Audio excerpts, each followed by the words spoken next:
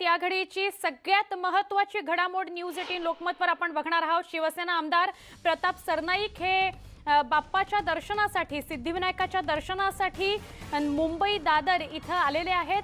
त्यांच्याबरोबर पूर्वेश सरनाईक सुद्धा आहेत। सिद्धिविनायक दर्शनासाठी हे दोघेही आलेले आहेत। ते दर्शन घेत आहेत। ईडीच्या चौकशीच्या फेऱ्यात अडकल्यानंतर सिद्धिविनायकाच्या दर्शनासाठी प्रताप सरनाईक आलेले आहेत। त्यांना कोरोनाची लागण ते जेव्हा बाहेरून आले म्हणजे मुंबई बाहेरून जेव्हा ते मुंबईमध्ये आले तेव्हा त्यांना क्वारंटाईन करावं लागलेलं होतं आणि त्यानंतरची आपण त्यांची प्रतिक्रिया बघणार। आमचे प्रतिनिधी उदय जाधव आपल्या संपर्कात आहेत। उदय, काय सांगशील? प्रताप सरनाईक दर्शनासाठी आलेले आहेत, ते क्वारंटाईन होते काही दिवस आणि त्यानंतर ते दर्शना करता येत आहेत। सुवर्ण, मी आता सिद्धिविनायक मंदिराच्या बाहेर आहे। नुकतेच काही वेळापूर्वी शिवसेना आमदार आणि प्रवक्ते प्रताप सरनाईक आणि त्यांचे चिरंजीव पूर्वेश सरनाईक हे सिद्धिविनायक मंदिराच्या इथे दाखल झालेले। ते बाप्पाचं दर्शन घेणार आहेत। दर्शन घेतल्यानंतर ते बाहेर येणार आहेत।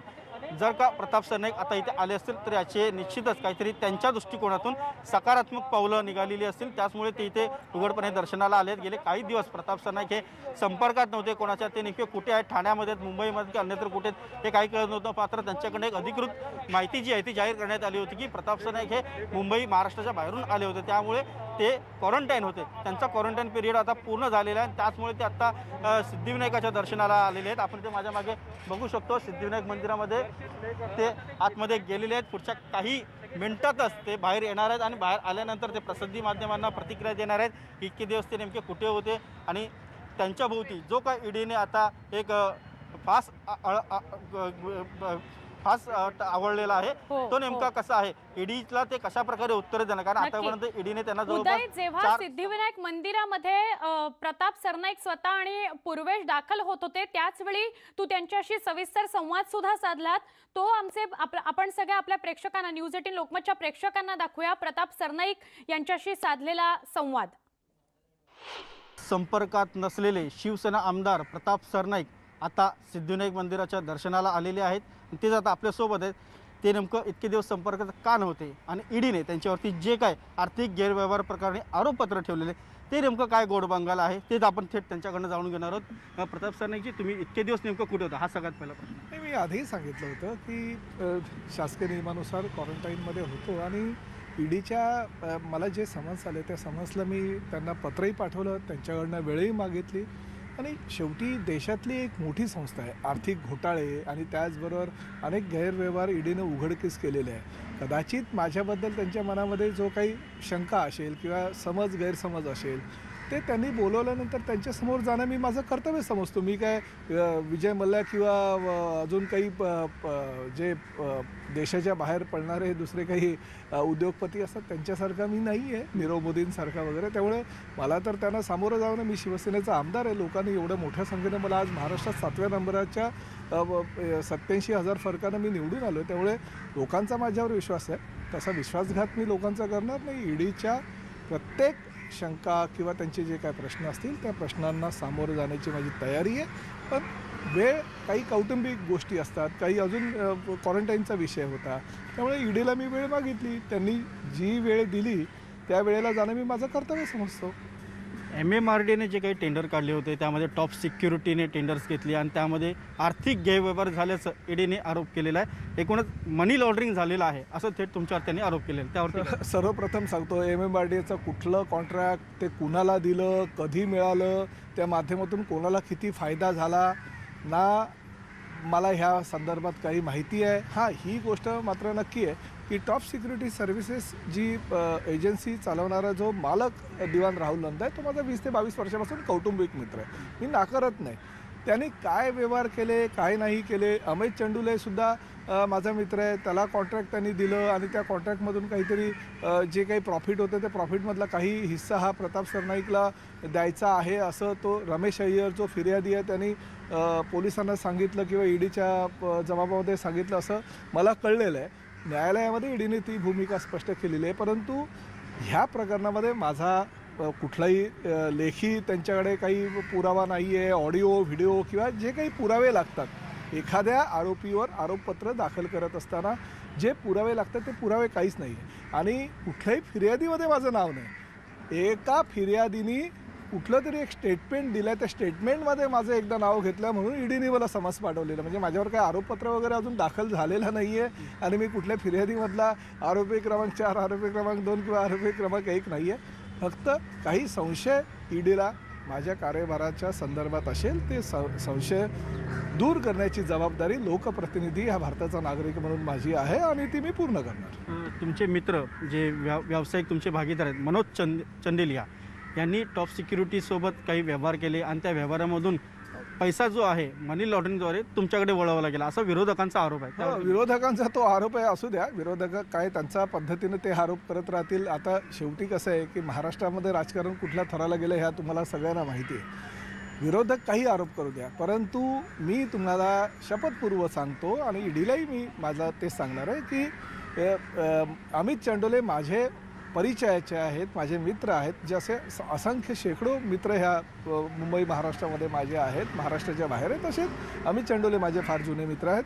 दिवाण राहुल नंदा जे टॉप सिक्युरिटीचे मालक आहेत तेही माझे मित्र आहेत. मैत्री करणं किंवा संबंध चांगले कौटुंबिक कुणाबरोबर ठेवणं हा काही गुन्हा नाही आहे. आणि तो जर गुन्हा असेल तर हो, मी तो गुन्हा केला आहे. जसं जगामध्ये सगळीकडे गुन्हे असे घडले जातात तसंच तो मैत्री ठेवण्याचा गुन्हा माझ्याकडनं घडलेला आहे. परंतु कुठलाही व्यावसायिक किंवा कुठलाही आर्थिक संबंध माझा आणि त्यांचा गेल्या एवढ्या म्हणजे 20 ते 22 वर्षापासून आलेला नाही, ना लिखित स्वरूपात ना तोंडी स्वरूपात. विरोधक ह्या देखील आरोप करतात गेले 25 ते 30 वर्षामध्ये तुमची आर्थिक विकास, आर्थिक ग्रोथ ही खूप मोठ्या प्रमाणात झालेली आहे. अगदी 700-800 कोटींपर्यंत तुमचा आर्थिक व्यवहार विस्तारलेला आहे असे आरोप होतात. हे नेमकं असं कशामुळे आणि असं अचानक प्रॉपर्टी 700-800 कोटी रुपयाची असेल तर मला खरोखर आनंद झालेला आहे आणि भारतीय जनता पक्षाच्या नेत्यांचं पण मी मनापासून आभार व्यक्त करतो की एवढा मोठा मला ते समजतात. पण त्यांनी हे सुद्धा लक्षात घ्यायला पाहिजे, मंगल प्रभात लोढा राजस्थानमधून आला, त्याची प्रॉपर्टी किती आहे हे विचारलं का त्यांनी? पराग शहा त्यांच्याच पक्षाचा आमदार आहे, तो गुजरातमधून आला, त्यांना विचारलं का त्यांनी की तुमची प्रॉपर्टी किती आहे? 5,000 कोटी रुपयाची तर शपथपत्रामध्ये दाखल केलेलं आहे. आमचे दुसरे सुधाकर शेट्टी जे दीपा बारचे मालक होते ते आता मोठे डेव्हलपर झाले, त्यांना विचारलं का त्यांनी? तिवारी, ठाकूर हे असंख्य UPमधून आलेले आमचे सगळे मित्रच आहेत मुंबईमध्ये, परंतु त्यांना कधी विचारलं का की तुमची प्रॉपर्टी कितीची आहे? अर्णब गोस्वामी साधा एका चॅनलला हा होस्ट होता, तो आता रिपब्लिकचा स्टुडिओ घेऊन मालक झाला, एवढा 1,000-1,200 कोटी रुपयाचा, त्याला विचारलं आहे का? किंवा कंगना रनौत हिमाचल प्रदेशमधनं आली, तिला विचारलं की करोडो रुपयाची माया बँड्राला पाली हिलमध्ये एवढा मोठा बंगला घेण्याची तुझी ताकद कशी आणि एवढे पैसे आणले कुठनं? म्हणजे ह्या महाराष्ट्रात राहून प्रताप सरनाईक जर स्वतःच्या मेहनतीनं गेल्या 30 वर्षापासून आपलं एक विश्व स्वतःचं निर्माण करत असेल, आपल्या सगळ्या जेवढी मेहनत आहे, ताकद आहे आणि आपल्या एवढ्या सगळ्या कौटुंबिक लोकांना सोबत घेऊन जर आपली आर्थिक घडीही योग्य प्रकारे बसवत असेल आणि ती आर्थिक घडी निवडणुकीच्या शपथपत्रामध्ये सुद्धा दाखवलेली असेल तर त्यांना भारतीय जनता पक्षाचे नेते प्रश्न विचारत आहेत. त्यामुळे मला असं वाटतं की आधी त्यांना प्रश्न विचारा. ह्या महाराष्ट्राच्या मातीमध्ये जन्मलेला प्रताप सरनाईकनी जर 30 वर्ष मला अभिमान आहे, मी रिक्षा चालवायचो, मला अभिमान आहे, मी आमलोटपावची गाडी चालवायचो आणि हे सगळं करून मी आज इथपर्यंत उद्योगपती म्हणून निर्माण झालेलं, ते 30 वर्षाची माझी परिश्रम आणि मेहनत आहे आणि त्या आत्मविश्वास, परिश्रम आणि मेहनतीच्या जोरावर प्रताप सरनाईक उद्योगपती झाले आहे. तुम्ही म्हणते तुमचा आर्थिक विकास हा कायदेशीर आहे, मग आता तुमच्यावरती आरोपपत्र का ठेवले? हे आरोपपत्र राजकीय सुडापोटी ठेवले? पहिलं मी तुम्हाला सांगतो की हे आरोपपत्र नाही आहे. ईडीच्या लोकांनी मला फक्त एका फिर्यादीनी त्यांच्या स्टेटमेंटमध्ये माझं नाव घेतलं म्हणून मला चौकशीला बोलवलं आहे. कुठले आरोपपत्र अद्यापपर्यंत माझ्यावर दाखल झालेलं नाही. त्यांना माझ्याबद्दल काही संशय किंवा शंका असेल तर त्यांनी मला बोलवल्यानंतर मी जाणार, माझ्या मुलालाही घेऊन जाणार, कारण त्यांनी मुलालाही माझ्या नेलं, त्याचा विचाराचा काही संबंध नव्हता. म्हणजे खरं तर ह्या सगळ्या पार्श्वभूमीवर कुटुंबातल्या लोकांना किंवा कुटुंबातल्या आमच्या पत्नीला म्हणा किंवा सुनांना म्हणा किंवा मुलांना म्हणा त्या ठिकाणी ओढणं हे चुकीचं आहे. तरीसुद्धा आमच्या ह्या राजकारणामुळे बिचार आमच्या कुटुंबाला त्रास सहन करावा लागतो आहे, पण त्यालाही घेऊन जाणार आणि आम्ही सोबत जाणार. आजपर्यंत प्रताप सरनाईकची प्रतिमा गेल्या 30 वर्षापासून जी स्वच्छ आहे तीच राहणार, कारण माझ्यावर कुठल्याही प्रकारचा गुन्हा नाही, माझ्यावर अद्यापर्यंत कोणी आरोप केलेला नाही आणि प्रत्येक प्रश्नाचं उत्तर द्यायला प्रताप सरनाईक समर्थ आहे. एक गोष्ट मात्र नक्की, दिल्ली आणि महाराष्ट्राचं जे वाद चालू आहे, भांडण चालू आहे, त्या वादामध्ये किंवा त्या भांडणामध्ये प्रताप सरनाईकचा तानाजी झाला एवढं मात्र नक्की, परंतु तो तानाजी 16व्या शतकातला होता जो धारातीर्थी पडला. प्रताप सरनाईक 21व्या शतकातला तानाजी आहे, त्यामुळे तो धारातीर्थी पडणार नाही, तो लढणार. आजही मी तुम्हाला अभिमानानं सांगतो की ह्या महाराष्ट्राबद्दल, ह्या मुंबईबद्दल मला अभिमान आहे. ह्या महाराष्ट्राविषयी, ह्या मुंबईविषयी, ह्या मराठी माणसाविषयी जो कोणी बोलेल त्याला सडेतोड उत्तर देण्याची ताकद आजही प्रताप सरनाईकची जी काल होती ती आजही राहील आणि उद्याही राहील. केंद्र सरकार आणि राज्य सरकार यांच्यामध्ये असलेल्या वितुष्टामुळे किंवा राजकारणामुळे तुमचा का राजकीय बळी दिला जातोय, राजकीय सोडापोटी तुमच्यावरती आरोप केले जात आहेत? माझा बळी वगैरे काही दिला गेलेला नाही. राजकीय युद्ध असतं, त्या राजकीय युद्ध लढणारा लढवय्याच खरा पुढे पुढे जात असतो. माझ्या गेल्या अनेक वर्षाच्या राजकीय आयुष्यामध्ये मी 15 वर्ष नगरसेवक होतो, आता जवळजवळ 11 वर्षापासून आमदार आहे. अशा माझ्या अनेक वेळा माझ्यावर संकटं आली, परंतु प्रत्येक संकटाला सामोरं जात प्रताप सरनाईक तयार राहिलेला आहे. आणि मी तर बाळासाहेबांचा शिवसैनिक आहे. गेल्या 3 टर्मपासून बाळासाहेबांच्या आशीर्वादाने ह्या विधानसभेवर मी जर प्रतिनिधित्व करत असेल आणि मोठे मोठे मी अर्णब गोस्वामीची जी केस होती, अन्वय नाईकच्या केस मी बाहेर काढली, किंवा महाराष्ट्राच्या विरोधामध्ये बोलणाऱ्या कंगना रनावत किंवा अर्णब गोस्वामीच्या विरोधामध्ये मी दोघांच्या विरोधात हक्कभंग दाखल केले. आणि हे सगळं करत असताना तुम्ही समोर येणाऱ्या संकटाची सुद्धा सामोरं जाणं तुमचं कर्तव्य, आणि मी सामोरं जाणार आहे. राजकारणामध्ये असणारी व्यक्ती हार झेलण्यासाठी आणि प्रहार झेलण्यासाठी देखील सक्षम असली पाहिजे असं तुम्ही एक प्रकारे सुचवत आहे. परंतु हे सगळं राजकीय सूड आहे का, असं एकूण प्रश्नच नेहमी विचारला. सर्वसामान्य जनतेला कळतं की हे प्रकरण काय आणि कशा प्रकारे चाललं आहे. हे राजकीय सूड आहे हे प्रत्येकालाच कल्पना आहे. परंतु ठीक आहे ना, आम्ही जर समोरच्यावर आरोप करत असू किंवा आम्हाला जर ह्याला पकडल्यानंतर आनंद होत असेल, अर्णब गोस्वामीला पकडल्यानंतर, किंवा आम्हाला जर कंगना राणावत हिच्यावर कारवाई झाली तर आनंद होत असेल, तर प्रताप सरनाईकच्या मागे ही जी ईडी लागलेली आहे त्याचा आनंदही समोरच्यांना येत असेल, तो त्यांना उपभोगायला संधी मिळते.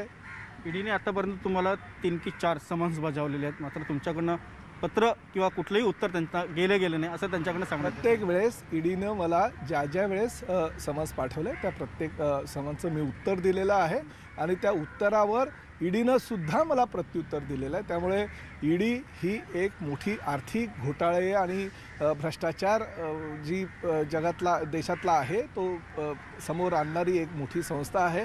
त्या संस्थेचा मी आदर करतो. अनेक घोटाळे ह्या ईडीनं आजपर्यंत बाहेर काढलेले आहेत, आम्ही त्यांचं अभिनंदनही केलेलं आहे. परंतु माझ्या बाबतीत त्यांच्या मनामध्ये कदाचित काही गैरसमज असेल. माझं कर्तव्य आहे, मी जेव्हा मला बोलवतील तेव्हा मी त्यांच्या चौकशीला सामोरं जायची मानसिकता मी ठेवलेली आहे. फक्त माझ्यामुळे किंवा माझ्या राजकीय प्रतिमेमुळे माझ्या कुटुंबातल्या कुठल्याही मुलांना किंवा अन्य कोणाला त्रास होऊ नये अशी माझी प्रामाणिक इच्छा आहे. म्हणजे आता तुम्ही ईडीच्या चौकशीला कधी सामोरे जाणार हा प्रश्न?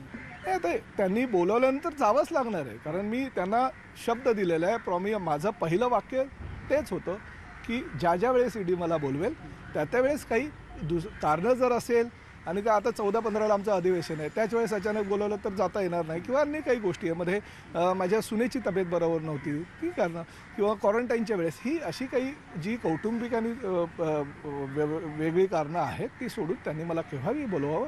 मी त्यांच्या चौकशीला सामोरं जायला तयार आहे. आधीच तुम्हाला समन्स दिलेली आहे, तर त्या समन्सला उत्तर देण्यासाठी तुम्ही स्वतः कधी जाल, म्हणजे उद्या परवा कधी जाल? कारण ईडी तुमची वाट पाहते. ते आता वेळ जेव्हा येईल, पण मी जाणार एवढं नक्की. तुम्ही सत्ताधारी पक्षाचे आमदार आहात, त्यामुळे सत्ताधारी पक्ष शिवसेनेचं तुम्हाला कितपत पाठबळ समर्थन मिळालेलं आहे या सर्व लढाईमध्ये, संघर्ष? ही लढाई जी आहे ती एकट्या प्रताप सरनाईकची नाही आहे. ही लढाई पूर्ण महाराष्ट्रातील आघाडी सरकारची आहे. आणि आघाडी सरकारमधले फक्त आमचे पक्षाचे प्रमुख उद्धवसाहेब ठाकरेच नव्हे, तर राष्ट्रवादीचे नेते शरद पवार किंवा काँग्रेसचे अन्य नेते बाळासाहेब थोरात किंवा अन्य नेते, सगळ्या नेत्यांनी पाठिंबा दिलेला आहे. आणि हे महाविकास आघाडी सरकारच्या वतीनं, म्हणजे ही लढाई प्रताप सरनाईकची नाही, ही महाविकास आघाडी ची ही लढाई असं मला तरी वाटतं. आणि अशा पद्धतीनं सगळेजण आपापल्या परीनं मदत सगळे करत आहेत. केंद्र सरकार महाराष्ट्रातलं महाविकास आघाडीचं सरकार अस्थिर करण्यासाठी प्रयत्न करतं आहे, ईडी सारख्या संस्थांना किंवा CBI सारख्या संस्थांना हाताशी धरून. त्याचमुळे कुठेतरी हा सगळा राजकीय संघर्ष आपल्याला पाहायला मिळतो. बघा, हा राजकीय संघर्ष मोठ्या स्तरावरचा आहे. प्रताप सरनाईक एक सर्वसामान्य शिवसैनिक आहे आणि शिवसेनेचा आमदार आहे, त्यामुळे ह्या राजकीय संघर्ष हे चालूच राहणार आहे. त्यामुळे कालही पवारसाहेबांनी एका कार्यक्रमाच्या वेळेस सांगितलं, हे सरकार फक्त आता 1 वर्ष पूर्ती झालेली आहे, हे सरकार फक्त 5 वर्ष नाही तर पुढले 25 वर्ष हे सरकार टिकेल याची आम्हाला खात्री आहे. धन्यवाद सर, न्यूज 18 लोकमतशी बोलल्याबद्दल. तर आपण बघितलं आहे की शिवसेनेचे आमदार प्रताप सरनाईक हे आता संपर्कात आलेले आहेत. आता पुढे ईडी त्यांची कशाप्रकारे चौकशी करते आणि त्या चौकशीला स्वतः आमदार प्रताप सरनाईक हे कसे सामोरे जात आहेत हे आपल्याला पाहावं लागणार आहे. व्हिडिओ जर्नलिस्ट राकेश भोसलेसह उदय जाधव, न्यूज 18 लोकमत, मुंबई.